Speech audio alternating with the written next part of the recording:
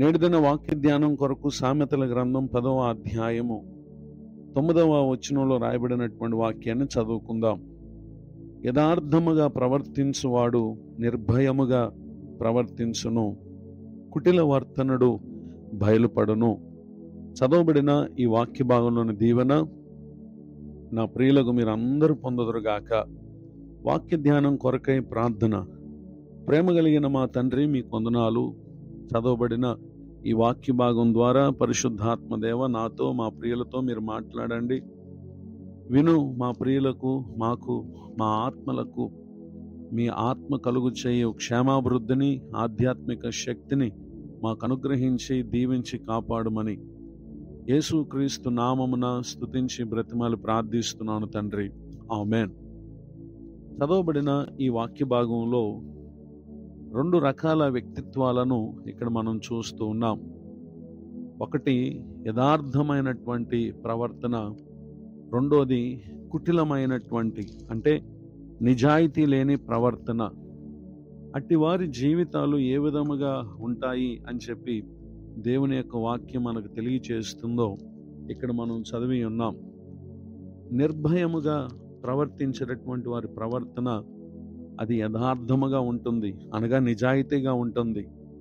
ఎవరైతే నిజాయితీగా లేకుండా ఉంటారో ఒక రోజున వారు ప్రవర్తించినటువంటి చెడుతనమును గూర్చి ఆ సంగతులు బయలుపడతాయని దేవుని యొక్క వాక్యం మనకు తెలియపరుస్తూ ఉంది.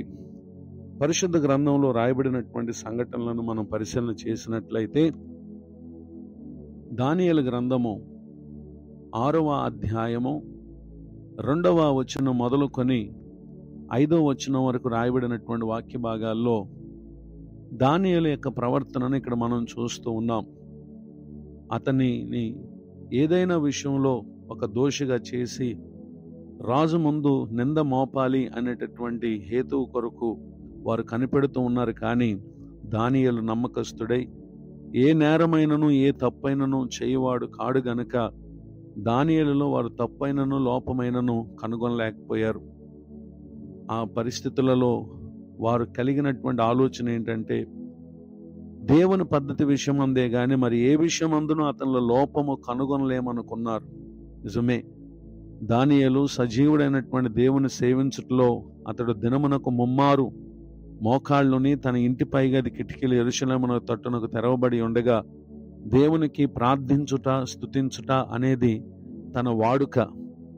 అయితే ఈ విషయం గురించే వీరు అతనిలో లోపమునుగా చూపించాలని చెప్పి వారందరూ కూడా ప్రధానులు, అధిపతులు రాజునొద్దకు సందడిగా కూడి వచ్చి రాజగు దర్యావేషుతో వారు చేసినటువంటి నిర్ణయం ఏంటంటే ఒక ఖండితమైనటువంటి చట్టాన్ని తీసుకుని వచ్చారు. దానిని శాసనముగా చాటింప చేయాలని చెప్పి వారు యోచన చేశారు. అది ఏ విధమైనటువంటి శాసనం అంటే 30 దినముల వరకు రాజు యొద్ద తప్ప మరి ఏ దేవుని యొద్దనైనను మానవుని యొద్దనైనను ఎవడను ఏ మనవి చేయకూడదు. ఎవడైనను చేసిన ఎడల వాడు సింహముల గుహలో పడద్రోయబడును అని చెప్పి తెలియపరిచి ఈ ప్రకారముగా రాజు చేత వారు ఒక శాసనాన్ని పుట్టించి మాదీయుల యొక్కయు పార్శీకుల యొక్కయు పద్ధతిని అనుసరించి స్థిరమగు శాసనముగా ఉండునట్లు దాని మీద సంతకం చేయించారు. ఈ శాసనం సంతకం చేయబడినటువంటి విషయం దానియేలుకు తెలిసినప్పటికీ వారు ఏ విషయంలో తనలో లోపం కనుగొనాలి అనేటటువంటి ఆలోచనతో వారు ఉన్నారో దానియేలు తెలిసినప్పటికీ అతడు యథాప్రకారంగా తన ఇంటికి వెళ్ళి ముమ్మారు మోకాళ్ళుని ఏ విధంగా ప్రార్థన చేస్తున్నాడో ఆ విధంగానే అతడు ప్రార్థన చేస్తూ దేవుని స్తుతిస్తూ ఉండగా ఆ మనుషులు గుంపు కూడి దానియేలు తన దేవునికి ప్రార్థన చేయుటయు ఆయనను బ్రతిమాలుకొనుటయు వారు చూచి రాజు సముఖమునకు వారు వెళ్ళి శాసన విషయమును బట్టి అతడు దానిని తప్పిపోయినటువంటి విషయాన్ని రాజుకు తెలియచేసి దానియేలు మీద వారు నింద మోపినటువంటి విషయాన్ని మనం చూడగలం. అయితే ఈ విషయమందు రాజు దానియేలు యొక్క నిజాయితీ ఏంటో తెలిసినటువంటి వ్యక్తిగా ఉండి దానియేలుకు కలుగు శిక్ష నుండి అతన్ని తప్పించాలి అనేటటువంటి ప్రయత్నం అతడు చేశాడు. అయితే తన వల్ల తాను పుట్టించిన లేకపోతే తాను సంతకం చేసినటువంటి శాసనాన్ని రద్దుపరచుట అనేది సాధ్యం కాని ఆ పరిస్థితుల్లో దానియేలుతో రాజు అన్నటువంటి మాట దానియేలు గ్రంథం 6వ అధ్యాయము 16వ వచనంలో, నీవు అనుదినము తప్పక సేవించుచున్న నీ దేవుడే నిన్ను రక్షించునని దానియేలుతో చెప్పుటను మనం గమనించగలం. ఆ తర్వాత వారు దానియేలును సింహముల గుహలో వేశారు. అయితే సింహములు అతనికి ఏ హాని కలుగు చేయలేదు. దేవుడు తన దూతను పంపించి దానియేలును కాపాడినటువంటి విషయాన్ని అక్కడ మనం చూస్తాం. అయితే రాజు ఈ విషయంలో ఎవరైతే ఉద్దేశపూర్వకంగా దానియేలు మీద నింద మోపి అతనిని దోషిగా చేశారో వారి విషయంలో రాజు ప్రవర్తించినటువంటి విధానాన్ని మనం చూస్తే, దానియేలు గ్రంథం 6వ అధ్యాయం 24వ వచనంలో, వారు కుటిలముగా ప్రవర్తించారు గనుక తమ ప్రవర్తనను బట్టి దానియేలు మీద నింద మోపినటువంటి ఆ మనుషులను వారు తోడుకొని వచ్చి సింహముల గుహలో పడద్రోశారు. వారిని, వారి కుమారులను, వారి భార్యలను పడద్రోశారు. వారు ఆ గుహ అడుగునకు రాకమునిపే సింహముల పాలయ్యారు. సింహములు వారి ఎముకలను సహితము పగలగొరికి పొడి చేసినటువంటి విషయాన్ని ఇక్కడ మనం చూస్తూ ఉన్నాం.